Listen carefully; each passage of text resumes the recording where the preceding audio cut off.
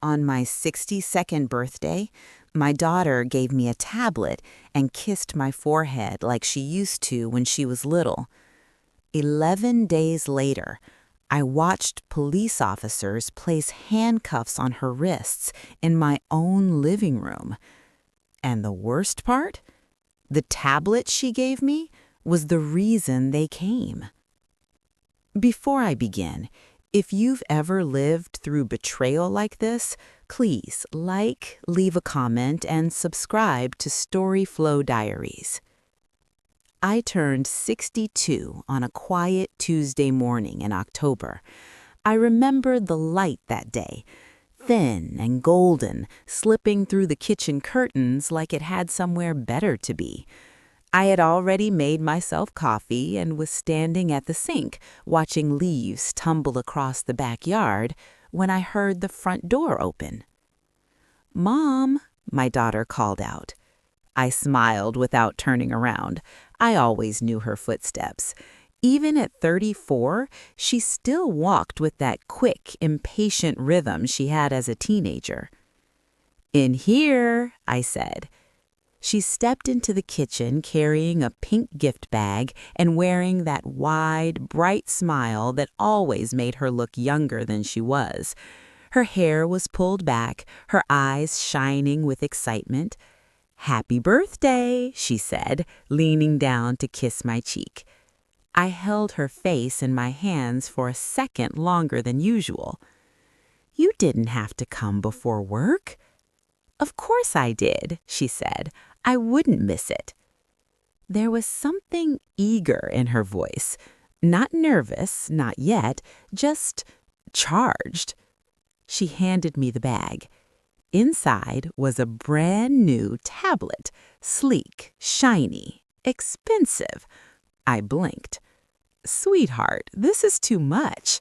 "It's not," she insisted quickly. "You've been saying you wanted to learn how to video call properly and read books and watch those cooking shows without squinting at your phone." I laughed softly. "I can squint just fine." She rolled her eyes playfully and pulled the box out of my hands. "Sit down. I'll set it up for you." She moved with confidence, opening the packaging, peeling off the protective film, powering it on. Her fingers flew across the screen like she'd done this 100 times. I watched her carefully. Mothers notice things. It's not something we choose. It's instinct. She seemed overly attentive. She adjusted settings I didn't understand, logged into accounts, installed apps. "What are you putting on there?" I asked lightly. "Just the basics: banking app, email, social media. You don't want to miss out on the modern world." I frowned slightly. "I know I don't like doing banking online." "You have to get with the times, Mom," she said gently, almost rehearsed. "It's safer than carrying papers around." Safer. That word lingers in my mind now. At the time, I just nodded. She asked for my email password, and I hesitated for half a second before giving it to her. I trusted her. Why wouldn't I? She set a passcode on the tablet. "What's the code?" I asked. "I'll write it down for you," she said quickly. "It's something simple. Don't worry." She scribbled numbers on a sticky note and pressed it into my hand. Then she hugged me again. Tightly. Too tightly. "Thank you for everything you've done for me," she whispered. It caught me off guard. "Where is this coming from?" I laughed softly. She pulled back, eyes glossy for just a moment. "I just appreciate you." I didn't question it. A mother doesn't interrogate gratitude. She left for work soon after, waving cheerfully from the driveway. I spent the rest of the morning learning how to use the tablet. I felt clumsy, like a child holding something fragile and powerful at the same time. But I was proud. Proud of her for thinking of me, proud of myself for trying. Over the next few days, she called often. "Did you check your email? Did you see that recipe I sent? Did you log into your bank app yet? She was unusually invested. On the third day, I noticed something odd. A notification popped up from my bank, a small transfer, $200. I frowned. I hadn't moved any money. I assumed maybe it was a bill payment scheduled automatically. I wasn't the most organized with technology. I let it go.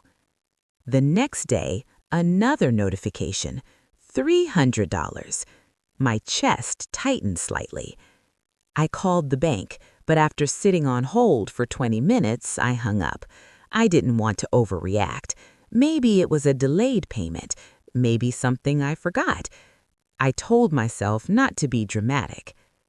On the sixth day, I opened my email and saw several unread messages marked transaction confirmation. My hands trembled as I opened them. Multiple transfers, small amounts, never more than $500, all from my savings account. The total made my stomach drop, almost $6,000. I felt cold. I called my daughter immediately. "Hi, Mom," she answered cheerfully. Did you move money from my account?" I asked, trying to keep my voice steady. There was a pause, a brief one. "No, why would I?" "There are transfers, several." "Oh," she said quickly, "maybe it's fraud. You should call the bank." Fraud. The word echoed. "I will," I said slowly. She sounded concerned, perfectly concerned. That night, I couldn't sleep. I lay in bed staring at the ceiling, replaying every moment from my birthday morning. The tablet, her insistence, the passcode she wrote down. I got up and walked into the living room. The tablet was on the coffee table. I picked it up. My heart was pounding now, louder than it had any right to be. I opened the banking app. There were transfers scheduled for the next 3 days. My breath caught in my throat. Scheduled. Someone had set them up intentionally. And then I noticed something else. An unfamiliar email account listed under authorized access. It wasn't mine. I stared at it for a long time. The next morning, I went to the bank in person. I didn't tell my daughter. The young woman at the desk looked sympathetic as I explained. She typed quietly, her expression shifting. "Ma'am, these transfers were made from your device." "My device?" "Yes, the IP address matches your home." My mouth went dry. "I don't know how to do that." She hesitated before asking gently, "Has anyone else had access to your tablet?" My hands began to shake. My daughter set it up for me. There it was, the first crack in something I never imagined could break. The bank manager came over. There were forms, questions, words like investigation and unauthorized access. I felt like I was outside my body, watching someone else's life unfold. I didn't want to believe it. I didn't want to imagine that the child I carried for 9 months, the little girl who used to crawl into my bed during thunderstorms, could do something like this. But the evidence was staring back at me. When I got home, there were 2 police cars parked outside my house, and my daughter's car was in the driveway. My heart stopped. I hadn't called the police, so who did? As I stepped out of my car, one of the officers turned towards me. "Ma'am, are you Mrs. Henderson?" I nodded slowly. "Yes. We need to speak to you about a financial fraud case." And that was the moment I realized this was no longer just missing money. This was something much bigger. When the officer said the word fraud, it didn't sound real. It sounded like something that happened to other people, careless people, naive people. Not me, not my daughter. I swallowed and forced my feet to move toward the house. My daughter was standing just inside the doorway, pale, her arms wrapped tightly around herself. She wouldn't look at me. 2 officers stood a few feet away from her, calm but alert.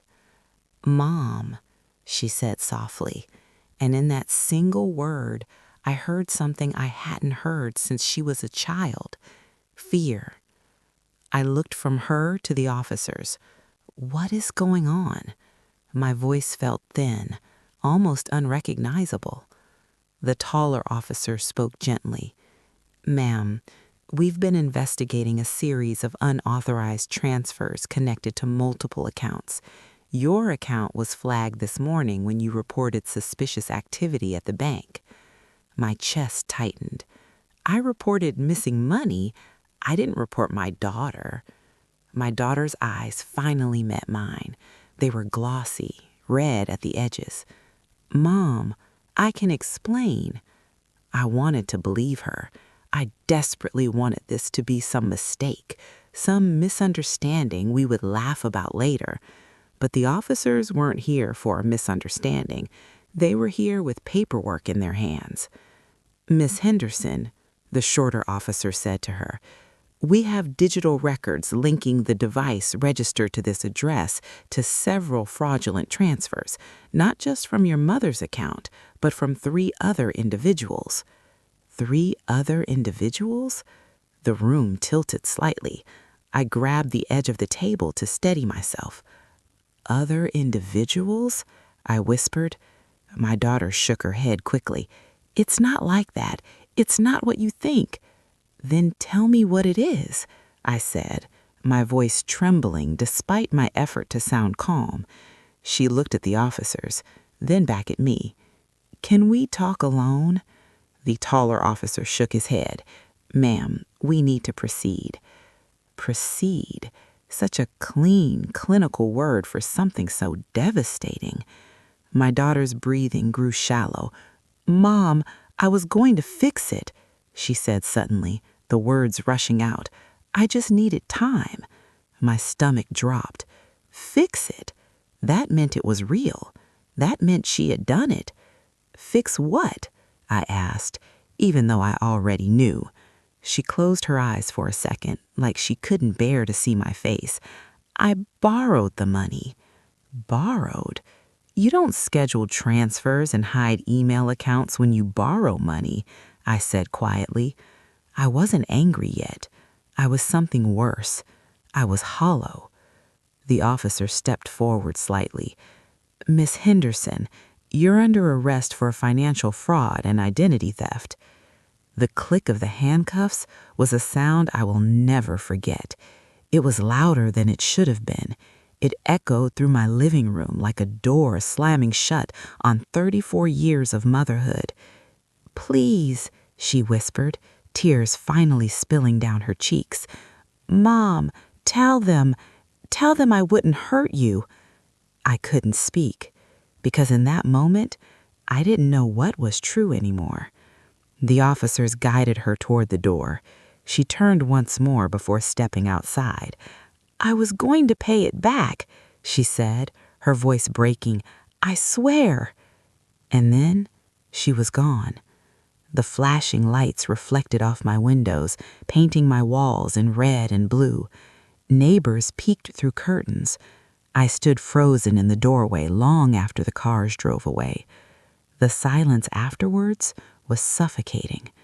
I don't remember sitting down, but suddenly I was on the couch, staring at the tablet on the coffee table, that sleek, innocent-looking device. 11 days. That's all it took. 11 days to unravel everything I thought I knew about my daughter. My phone rang. It was the bank manager. "Mrs. Henderson, the police informed us they've made an arrest. We'll work with you to recover what we can." Recover what we can. I thanked her mechanically and hung up, but there was something she had said earlier that kept replaying in my mind. Multiple accounts, 3 other individuals. That meant this wasn't desperation in a single moment. This was a pattern, a system. I picked up the tablet again. My hands didn't shake this time. They felt strangely steady, like I had crossed into some new emotional territory where shock had numbed everything else. I opened the email settings and saw the secondary account again. It was cleverly hidden, set to forward confirmations and then delete them. If I hadn't gone to the bank in person, I might never have noticed until my savings were gone completely. I scrolled further and found something else. Documents, spreadsheets, names, account numbers, not just mine, elderly names, people I didn't recognize. My breath caught. She hadn't just used my account. She used my home internet connection, my device, my identity as a shield. A tear slid down my cheek, but I barely felt it. Where had I gone wrong? I thought back to her childhood. She was bright, smart with computers even as a teenager. She used to fix my old desktop when it froze. In college, she studied marketing. Digital marketing, she called it. She said the future was online. I was proud of her independence, proud that she never asked me for money after graduation. At least, it didn't seem so. There had been hints over the past year, casual comments about student loans, about credit card balances, and about how everyone was struggling. But she never outright asked for help, and I never offered more than advice. Was that my mistake? Was pride what drove her to this? Or was it something deeper? My phone buzzed again. This time it was her number. I hesitated to answer. Mom? Where are you? At the station. They're processing paperwork. Paperwork? My daughter reduced to paperwork. Why? I asked softly. Why me? There was a long silence on the line. Then she whispered, Because you trust me. The honesty of that answer pierced deeper than any lie could have done. I closed my eyes. And the others? I asked. They were clients, she said faintly. Online consulting. They gave me temporary access. I just moved small amounts. No one notices small amounts. But I noticed. You used my house. You used my birthday gift. She started crying openly then. I didn't plan for it to spiral. I thought I could control it. I needed money, Mom. I was drowning. I listened to her sob through the phone, and every instinct in me screamed to protect her, to fix it, to say it would be okay. But another part of me, the part that walked into the bank that morning, knew that protecting her now might mean destroying what little integrity she had left. I can't lie for you, I said quietly. I know, she whispered, and for the first time since this began, I felt something heavier than shock. I felt the crushing weight of a choice, not whether she was guilty, that was clear, but whether I would stand beside her as a mother or step back as the victim she had chosen. That night, I didn't sleep at all. I sat at the kitchen table long after the house had gone quiet, staring at the empty chair across from me where my daughter used to sit on Sunday mornings. I kept hearing her words in my head, because you trust me. She hadn't denied it. She hadn't blamed anyone else. She had simply admitted the truth in the most painful way possible. And somehow that honesty hurt more than if she had tried to lie. Around midnight, the phone rang again. It was a number I didn't recognize. My heart leapt into my throat before I answered. Mom? She said softly. The background noise told me she was still at the station. They're letting me make arrangements for bail, she continued. I don't have anyone else to call. I closed my eyes. Of course she didn't. Her father had passed 5 years ago. She wasn't married. Most of her friends had drifted away over the years, and now, after this, I doubted many would stand beside her. How much? I asked quietly. There was a pause. 10,000. The number hit me like a physical blow. I swallowed. $10,000 to bring home the very person who had quietly taken thousands from me. The irony was almost unbearable. "Mom, I know it's a lot," she rushed to say, "but I swear I'll fix this. I'll get a lawyer, I'll explain everything." I didn't answer immediately. My mind drifted back to when she was 6 years old and had broken a neighbor's window with a baseball. She had run to me crying, terrified of being in trouble. I had walked her next door, made her apologize, and paid for the repair. I taught her that day that mistakes had consequences, but that facing them made you stronger. Had I protected her too much? Had I softened every fall so she never learned how hard the ground could be? "Mom?" she whispered again. I took a slow breath. "I'll come in the morning," I said. "We'll talk then." I didn't promise anything more than that.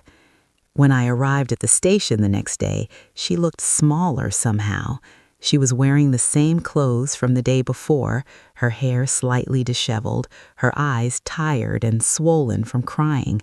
She avoided my gaze at first. We sat across from each other in a quiet room with gray walls and a metal table between us. The space felt symbolic, like something solid had come to rest between us overnight. "I never meant to hurt you," she said immediately. "I know that's what everyone says," I replied calmly, "but intentions don't erase actions." She nodded, tears pooling again. "It started small. A client gave me temporary access to run ad campaigns. I noticed how easy it was to move money, just a few hundred here and there. They never noticed, and when they didn't notice, I felt invincible." I listened without interrupting. "Then I fell behind on payments, credit cards, rent. I panicked. I thought if I could just get ahead once, I could stop." She finally looked at me, but I didn't stop. The honesty in her voice was raw now, no excuses, just confession. "And me?" I asked gently. She looked down at her hands. "You were convenient," she said, her voice barely audible. "You trust me completely. You wouldn't check right away, and if something went wrong, I thought I could talk my way out of it." That hurt more than the money. Convenient. I had spent my entire life trying to be her safe place, and somehow that safety had become an opportunity. "Why the birthday?" I asked quietly. "Why make it part of something criminal?" She broke then, truly broke. "Because I needed access to your accounts on a device I controlled, and you would never say no to a gift." The room felt colder. I wrapped my cardigan tighter around myself. "So the hug," I said softly. "The thank you." She covered her face with her hands. "I felt guilty every second, but I kept telling myself I'd put it back before you noticed. I didn't think you'd go to the bank in person." That sentence sat heavily between us. She underestimated me.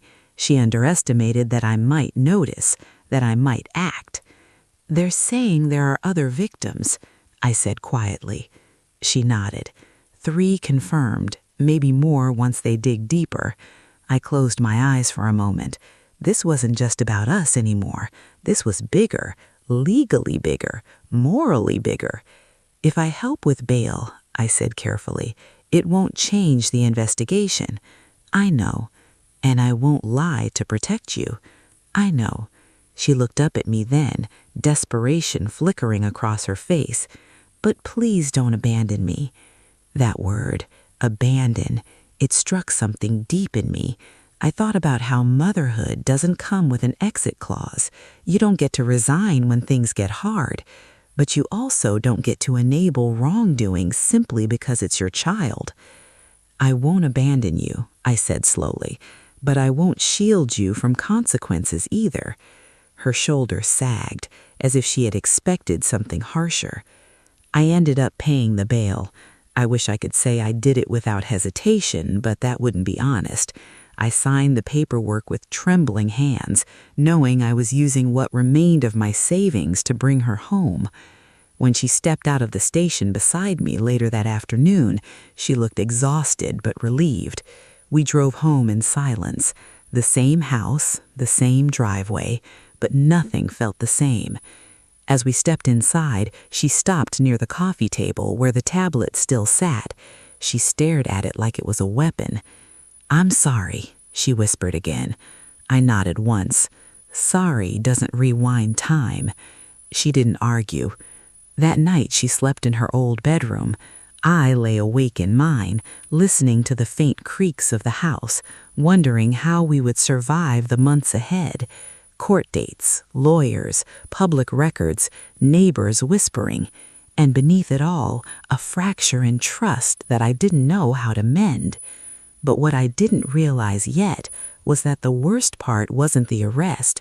It wasn't even the charges. It was what I was about to learn next, something that would force me to question whether this truly began with desperation or something far more calculated. The house felt different with her back inside it. Not louder, not chaotic, just heavier. Every sound seemed amplified: the hum of the refrigerator, the ticking of the clock, the soft creak of her bedroom door when she stepped into the hallway the next morning. We moved around each other carefully, like strangers sharing temporary space. She made coffee without asking how I take it, something she had known for years. I noticed that. I noticed everything now. Trust, once cracked, sharpens your senses. 3 days after her release, a detective called. He asked if he could come by to clarify a few details. My daughter froze when I told her. "You don't have to let them in," she said quickly. "We can talk through a lawyer." I looked at her calmly. "They're investigating activity that happened in my house, on my internet, from my device. I will cooperate." She swallowed and nodded. "Okay." The detective arrived that afternoon with a folder tucked under his arm. He was polite, measured, almost apologetic. He asked about the day she gave me the tablet, the setup process, whether I had seen her access my bank credentials. I answered honestly. My daughter sat quietly on the couch, hands clasped so tightly her knuckles turned white. Then he opened the folder. "There's something else," he said gently. "We recovered data from the tablet before it was wiped." "Wiped?" I turned to her. She didn't look at me. "The device had been factory reset remotely," the detective continued, "but our digital forensics team retrieved partial records." My stomach dropped. "Remotely? She was here." He nodded. "Yes, but the reset command came from a secondary laptop registered to her name." I looked at her again, and this time she couldn't avoid my eyes. "Why?" I asked, my voice quieter than I expected. She whispered, "I panicked when you said you were going to the bank. You tried to destroy evidence. I was scared." The detective watched the exchange without judgment. "There's more," he said carefully. "The spreadsheets we recovered weren't limited to 3 victims. There are at least 9 individuals listed." 9. The number echoed in my mind like a church bell tolling something final. My daughter's breathing quickened. "They were just prospects," she insisted weakly. "Not all of them lost money." "But some did," I said softly. She didn't answer. The detective closed the folder. "Mrs. Henderson, your cooperation has been helpful. We may need you to testify regarding how the device was introduced and who had access." Testify. The words settled into my bones. After he left, silence filled the living room again. My daughter paced near the window, hands tangled in her hair. "It wasn't supposed to get this big," she said. "I swear, I never planned to target so many people." "But you did," I replied. She turned toward me, frustration flashing across her face. "You think I don't know that? You think I don't wake up feeling sick?" "I don't know what you feel anymore," I said honestly. That stopped her. I wasn't shouting, I wasn't accusing, I was simply stating a truth. I no longer recognized the inner world of the person I had raised. Over the next week, more details surfaced. The detective called again. 2 additional victims had come forward after reviewing their own statements. Small, incremental withdrawals, the same pattern, the same digital trail. Every time the phone rang, my heart raced. Neighbors had started whispering. I could see it in the way Mrs. Carter across the street lingered at her mailbox a little too long, in the way conversations hushed when I entered the local grocery store. News travels quickly in quiet neighborhoods. My daughter rarely left the house. She spent most of her time in her room speaking in hushed tones with a defense attorney. I overheard fragments of conversation, plea deal, restitution, federal charges, words I never imagined would be attached to her name. One evening, I knocked on her bedroom door. "Come in," she said softly. She was sitting on the edge of her bed, staring at the wall. She looked thinner already, smaller somehow. "I need to ask you something," I said, stepping inside. She nodded. "I need to ask you if I was the only family member you used." Her head snapped up. "What? Did you access anyone else's accounts? Your aunt? Your cousin?" "No," she said quickly. "Never. I wouldn't do that to them." "But you did it to me." Her eyes filled with tears. "Because I thought I could fix it before you ever felt it." I studied her face. I was searching for something: remorse, manipulation, sincerity. It was all tangled together. "You didn't just risk money," I said quietly. "You risked my name, my credibility, my sense of safety in my own home." She looked down again. "I know." "Do you?" I asked gently. "Because wiping the tablet tells me you were thinking about yourself, not me." That landed. She covered her mouth with her hand, and for a moment she looked like a little girl again, overwhelmed by consequences too large to carry. "I don't want to be this person," she whispered. "Then you have to face being this person." The court date was set for preliminary hearings 2 weeks later. Her lawyer explained that if she cooperated fully and agreed to restitution, the sentence might be reduced. Might. There were no guarantees. The night before the hearing, she came into my room. "Mom," she said softly from the doorway. I sat up in bed. "Yes?" "If they ask you to testify, will you?" There it was, the question that had been hanging unspoken between us. I didn't answer immediately. Instead, I asked, "What are you afraid I'll say?" She hesitated. "The truth." I nodded slowly. "Then yes." Tears slid down her cheeks, but she didn't argue. "I don't deserve you," she said faintly. That sentence should have comforted me. Instead, it felt like another weight. The next morning, as we drove to the courthouse, I realized something that terrified me more than the charges or the potential sentence. I wasn't just afraid of losing my daughter to prison. I was afraid that somewhere along the way, I had already lost her. And as we stepped into that cold, echoing building together, I had no idea that what would be revealed inside that courtroom would shake me even more than the arrest itself. The courthouse smelled faintly of polished wood and old paper, a scent that somehow made everything feel heavier. My daughter walked beside me, her shoulders stiff, her hands clasped together so tightly they looked almost bloodless. I could feel the distance between us, even though we were only inches apart. It wasn't physical distance, it was something deeper, something invisible but undeniable.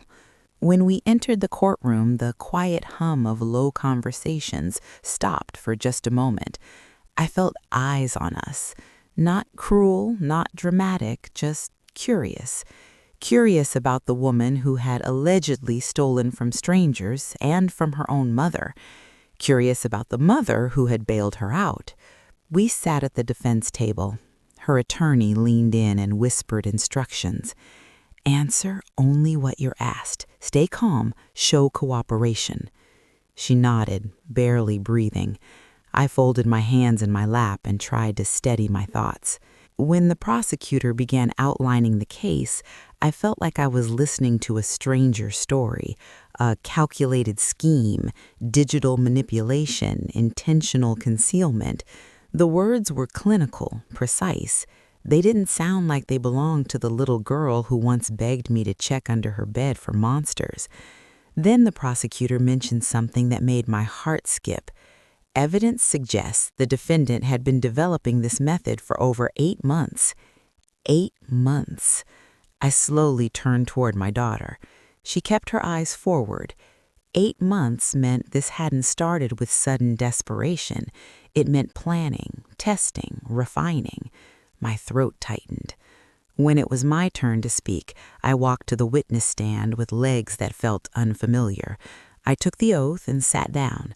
The prosecutor asked me to describe my birthday, the gift, the setup, the bank notifications. My voice stayed steady, surprisingly steady. I didn't exaggerate, I didn't soften, I simply told the truth. Then came the question I had been dreading. Did you give your daughter permission to transfer money from your account? No, I answered clearly. My daughter's gaze dropped to the table. Did you know she had created secondary access through your device? No. Each answer felt like a small severing, not of love, but of illusion. When I stepped down from the stand, I didn't look at her immediately. I wasn't sure what I would see in her face. Anger, betrayal, gratitude. But when I finally glanced her way, I saw something else entirely. Shame, raw and unfiltered. The hearing ended with a decision to move forward toward formal charges and possible plea negotiations. Outside the courtroom, reporters weren't waiting. This wasn't a high-profile case. It was just another quiet fraud story in a stack of many. But to me, it was my entire world shifting. In the hallway, my daughter stopped walking. "You did what you had to do," she said softly. I searched her expression for resentment. I didn't see it. "I told the truth," she replied. "I know." Her voice trembled. "I would have told the truth too if it were you. I didn't know whether that was meant to comfort me or herself." Over the next few days, something unexpected happened. 2 of the victims requested to speak with me, not to confront me, to thank me. They had recovered partial funds after the investigation expanded. One of them was a retired teacher who had lost nearly $4,000. She told me she had blamed herself for being careless. When I hung up the phone after that conversation, I sat quietly for a long time. This wasn't just about my family anymore. It was about the ripple effect of choices. Every action she took had touched lives I would never fully see. That realization changed something inside me. That evening, I knocked on her bedroom door again. "Can we talk?" I asked. She nodded and sat up straighter. I sat across from her. "Why didn't you ask me for help?" I asked calmly. She looked exhausted. "Because I didn't want you to see me as a failure." The honesty of that answer stunned me. "You thought stealing from me would make you less of a failure?" She winced. "No, I wasn't thinking clearly. I kept telling myself it was temporary, that once I caught up on debt, I'd stop. But the more I got away with it, the easier it became. Addiction doesn't always come in bottles or pills. Sometimes it comes in control, in the rush of thinking you're smarter than the system." "When did you lose control?" I asked. She stared at the wall for a moment. "When I started justifying it."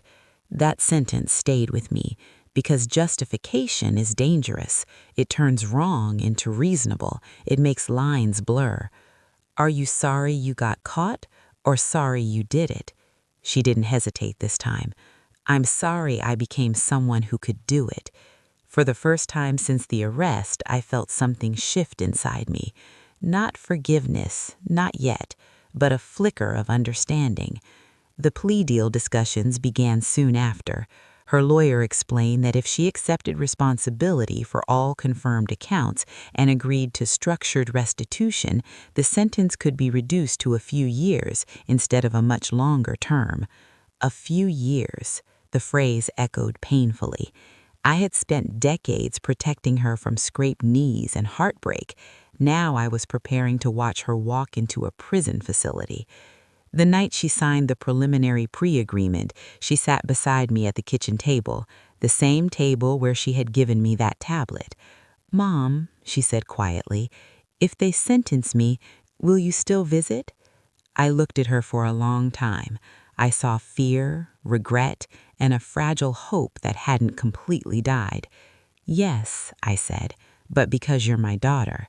Tears filled her eyes again. "I don't deserve that." "Maybe not," I replied softly, "but love isn't a transaction." And as I said those words, I realized something profound. She had treated money like something she could move and manipulate without consequence. But love doesn't move that way.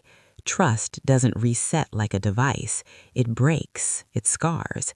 And sometimes, if you're willing to face the damage honestly, it slowly rebuilds into something different. Not the same, but real. What I didn't know yet was how long that rebuilding would take and whether we were both strong enough to survive. The sentencing day arrived faster than I was prepared for. Time had felt slow during the investigation, heavy and dragging, but once the plea agreement was signed, everything seemed to accelerate. Court dates were finalized, paperwork was processed, restitution plans were outlined in cold, structured numbers. I sat in the courtroom again, hands folded in my lap, listening as the judge reviewed the charges in a calm, steady voice. Fraud, identity theft, digital manipulation. Each term was precise, unemotional, the kind of language that doesn't care about birthdays or childhood memories. My daughter stood beside her attorney, shoulders squared but trembling slightly. When the judge asked if she accepted responsibility, she answered clearly, "Yes, Your Honor."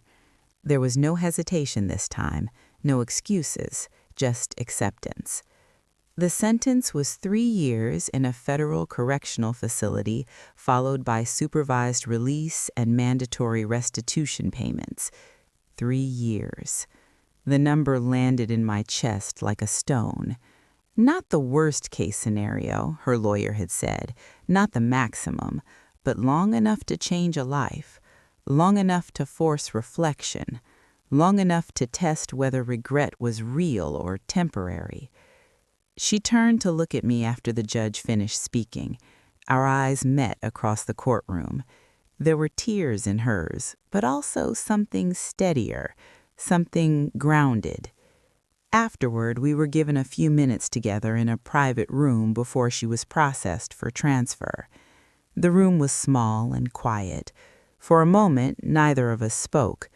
Finally, she stepped toward me and wrapped her arms around me. This hug was different from the one on my birthday. That one had been layered with secrecy. This one was stripped bare. "I'm sorry," she whispered again. I held her tightly. "I know." And for the first time, I truly believed she meant it without condition. "Use this time," I said softly. "Don't waste it feeling sorry for yourself. Understand why you did this. Fix that part of you." She nodded against my shoulder. "Will you be okay?" she asked. It was strange hearing that question from her now. "I will," I answered, and I meant it, because somewhere in the middle of this storm, I had found a quiet strength I didn't know I possessed.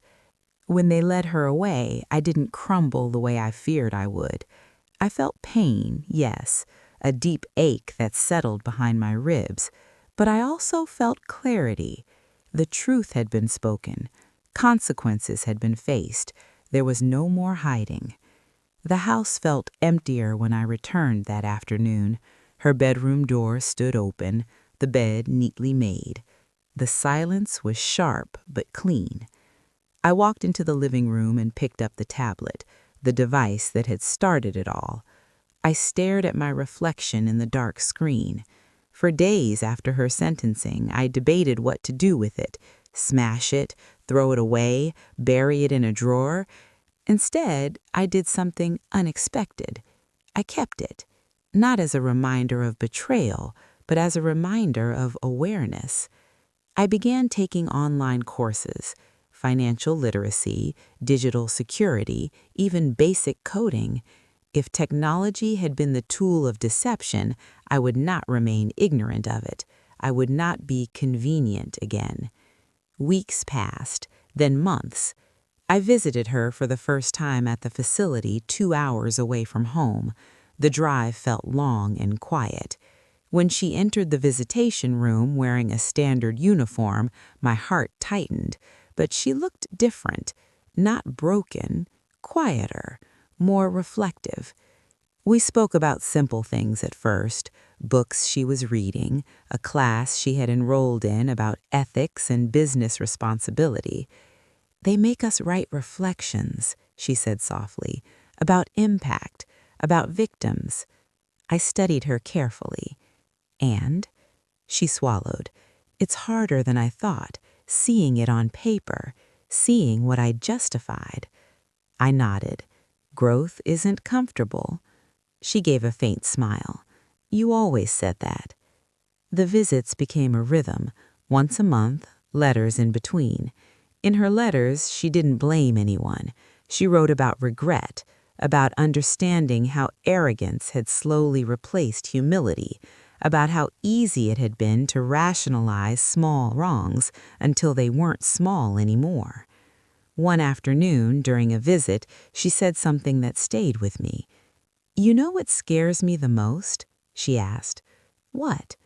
"That I might have kept going if you hadn't noticed." That honesty told me more about her transformation than any apology ever could. She was no longer just sorry she got caught. She was afraid of who she might have become. Meanwhile, I rebuilt my own life in quiet ways. I joined a community class at the library. I reconnected with old friends I had drifted from. I refused to let shame isolate me. If neighbors whispered, I let them. Their whispers didn't define me. I hadn't committed the crime, and I had not lied to protect it.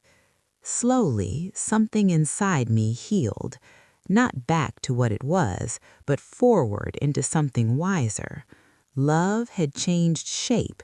It was no longer blind trust. It was clear-eyed commitment.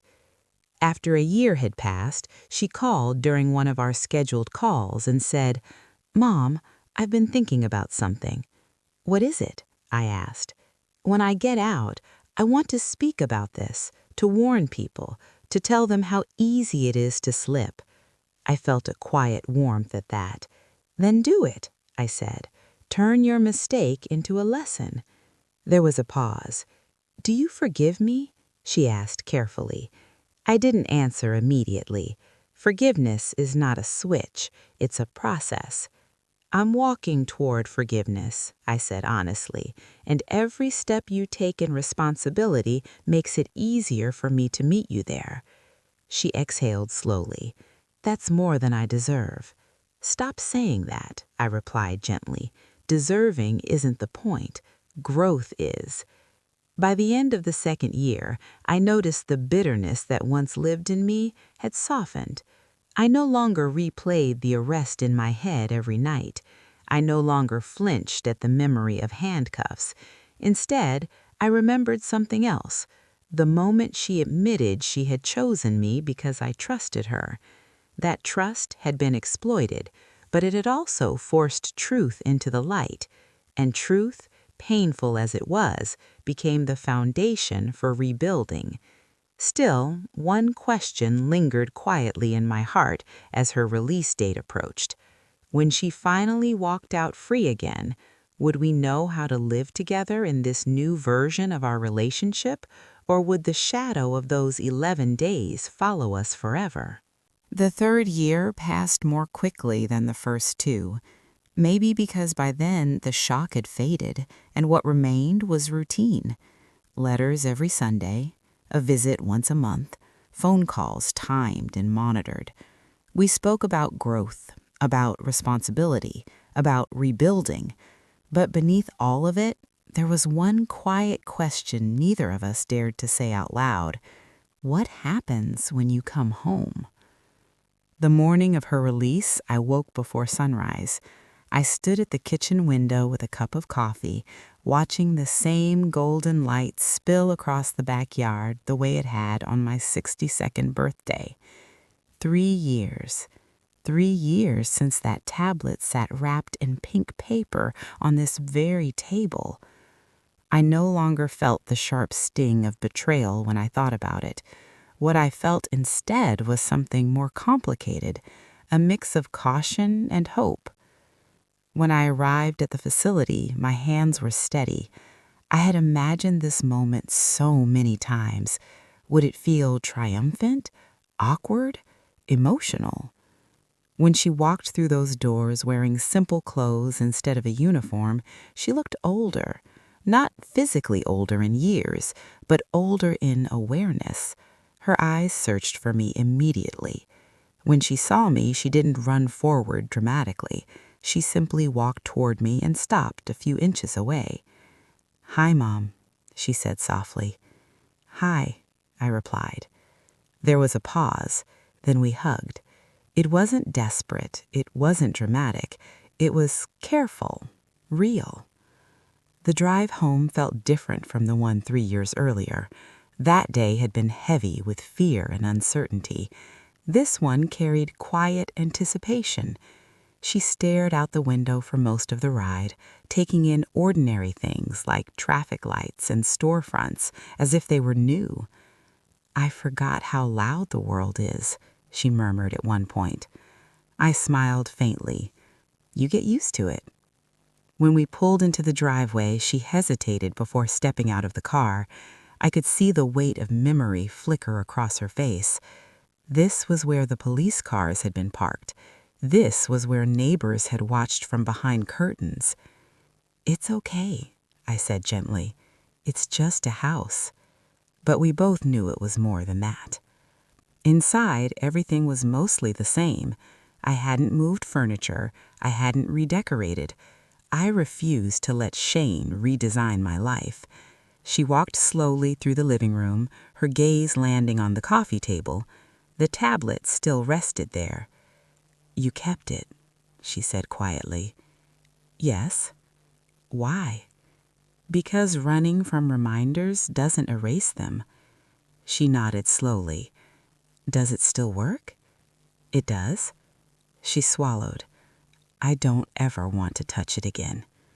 "That's fine," I replied. "I don't need you to." The first few weeks were an adjustment. She had conditions: supervised release, financial monitoring, mandatory employment reporting. She found work at a small marketing firm willing to give her a second chance. It didn't pay much, but it was honest. Every paycheck came with transparency. She showed me the deposit notifications herself, almost as if proving something. One evening, about a month after she returned, we sat at the kitchen table together, the same table that had witnessed celebration, confrontation, and confession. "I've been thinking," she began carefully. "That usually means something serious," I said lightly. She gave a small smile. "I want to speak publicly about what I did." "Publicly how?" "Maybe community groups, maybe online forums about fraud awareness. I want people to understand how easy it is to justify crossing a line." There was no pride in her voice, no performance, just sincerity. "I think that's brave," I said. "It's necessary." A week later, she attended a small community meeting at the library. I sat in the back row, not as her shield, but as a witness. She stood at the front of the room and told the truth. No excuses, no blaming debt or stress. She spoke about arrogance, about rationalization, about how the first small theft felt insignificant, and how that insignificance became permission. "I chose my own mother because she trusted me, and that's something I will regret for the rest of my life." The room was silent, not judgmental, just thoughtful. As I watched her, I felt something loosen inside me, not because the past had changed, it hadn't, but because she was no longer hiding from it. That night, back at home, she found me in the living room. "Did I embarrass you?" she asked quietly. "No," I said honestly. "You honored the truth." She exhaled, relief softening her posture. Months passed. Gradually, neighbors stopped whispering. Life settled into something steady, not perfect, not untouched by history, but steady. Trust, I learned, doesn't return at once. It rebuilds in quiet moments, when she leaves her phone on the counter without defensiveness, when she talks openly about finances, when she admits fear instead of hiding it. One evening, nearly a month after her release, she sat beside me and asked the question I knew would come. "Do you forgive me?" This time, I didn't hesitate. "Yes," I said softly, "I do." Tears filled her eyes. "Completely?" I considered that carefully. Forgiveness doesn't mean forgetting. It means I no longer let anger define how I see you. She nodded, absorbing that. I reached for her hand. "What you did hurt me deeply, but what you've done since has mattered too." She squeezed my hand gently. Looking back now, I realized something important. The worst part wasn't the money. It wasn't even the arrest. The worst part was the moment I believed I had lost my daughter completely. But people are not frozen in their worst decisions. They are shaped by what they choose after. The tablet still sits on my coffee table, not as a symbol of betrayal anymore, but as a reminder. Technology wasn't the villain. Money wasn't the villain. Silence was. Pride was. Justification was. If there is a lesson in all of this, it's this. Trust is powerful. Powerful enough to be abused, but also powerful enough to rebuild when honesty replaces fear. My 62nd birthday began with a gift wrapped in secrecy. It ended 11 days later with flashing lights and handcuffs. But it didn't end our story. It changed it. And sometimes, change, no matter how painful, is what finally teaches us who we truly are. There are some mornings now when I sit at the same kitchen table and almost forget how it all began.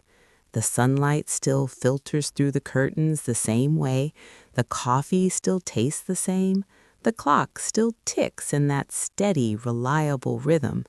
But I am not the same woman who stood at the sink on her 62nd birthday, smiling at a pink gift bag and believing love alone could protect everything. Time has a way of sanding down the sharpest edges of memory. It doesn't erase them. It smooths them enough so you can touch them without bleeding. It has been 2 years since my daughter came home, 5 years since the arrest, and sometimes when I look at her now, I see both versions of her at once, the young woman who justified crossing lines and the grown woman who stands firmly inside them. She kept her promise. She speaks regularly now at community centers and small business workshops. She tells her story without dramatics, without tears, just facts and reflection. She talks about how arrogance disguised itself as intelligence, how secrecy grows faster than guilt, how the first wrong choice rarely feels catastrophic, it feels manageable. That is what makes it dangerous. People listen. Sometimes after her talks, someone will approach her quietly and confess they've been tempted to cut corners or that they already have. She doesn't judge them. She simply says, "Stop now," before stopping costs you everything. I sit in the back whenever I can, not because she needs supervision, not because I don't trust her. I sit there because I have witnessed both her fall and her climb, and there is something sacred about watching someone choose to become better. Our relationship is different now. It is not built on blind faith. It is built on conversation, on transparency, on humility. We talk about money openly, about fear openly, about pride openly. The subjects that once hid in shadows now sit comfortably at the table. One evening, not long ago, we were washing dishes together, the kind of simple, ordinary moment that used to feel automatic. "Mom," she said thoughtfully, "do you ever wish that birthday never happened?" I paused, hands resting in warm water. It was a fair question. If I could rewind time and never open that gift bag, would I? "I wish you never made the choices you made," I answered honestly, "but I don't wish away the truth that followed." She turned off the faucet and looked at me. "Why not?" "Because the truth forced both of us to grow." She absorbed that quietly. "The truth forced me to see that love without boundaries can become vulnerability. It forced me to recognize that protecting someone from consequences is not the same as protecting them from harm. In fact, sometimes it is harm." For years, I had believed motherhood meant cushioning every fall. But what I learned, painfully, is that sometimes the most loving thing you can do is step aside and let consequences teach what comfort cannot. There were nights during those 3 years when I lay awake wondering if I had failed her, if somewhere in her childhood I had praised achievement more than integrity, if I had confused independence with isolation. Those questions still visit me sometimes, but I no longer let them define me. We are all responsible for our own choices, even the children we once carried in our arms. On my 67th birthday, she gave me another gift. This time, it wasn't electronic, it wasn't expensive. It was a simple leather-bound journal. Inside the first page, she had written, "To the woman who told the truth when it would have been easier to lie. Thank you for loving me enough not to save me." I cried when I read that, not because it was sentimental, but because she finally understood. Love is not silence. Love is not covering up. Love is not pretending harm didn't happen. Love is standing in the truth even when it shakes your world. The tablet is still here. I use it every day now. I read books. I attend online classes. I video call friends. It no longer carries the weight it once did. It has become what it was meant to be, a tool, neutral, ordinary. The meaning we attach to things is what gives them power. Sometimes people ask me, quietly, how I managed to forgive. I tell them forgiveness did not happen in one grand moment. It happened in small, consistent steps, in letters filled with accountability, in visits where excuses were replaced with ownership, in watching her choose honesty when dishonesty might have been easier again. Forgiveness is not forgetting the wound. It is choosing not to reopen it every day. Do I trust her? Yes, but not blindly. Trust now has layers. It is mutual. It is discussed. It is earned daily in small ways, and perhaps that makes it stronger than it was before. The greatest lesson I learned from those 11 days is this: the people we love are capable of disappointing us in ways we never imagined, but they are also capable of transformation beyond what we thought possible. And we, as parents, are capable of strength we did not know we possessed. If you are listening to my story and carrying your own version of betrayal, I want you to hear this clearly. Truth may feel like destruction in the beginning. It may feel like loss, but sometimes truth is the only doorway to something healthier, something honest, something real. On that birthday morning when she hugged me tightly and whispered, "Thank you," I thought gratitude was what bound us together. I know better now. Accountability binds us. Honesty binds us. Growth binds us. 5 years ago, I watched police officers take my daughter away because of a device she placed in my hands. Today, I watch her stand in rooms filled with strangers, warning them not to make the same mistake she did.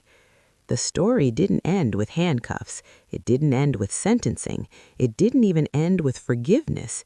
It continues every day we choose integrity over pride.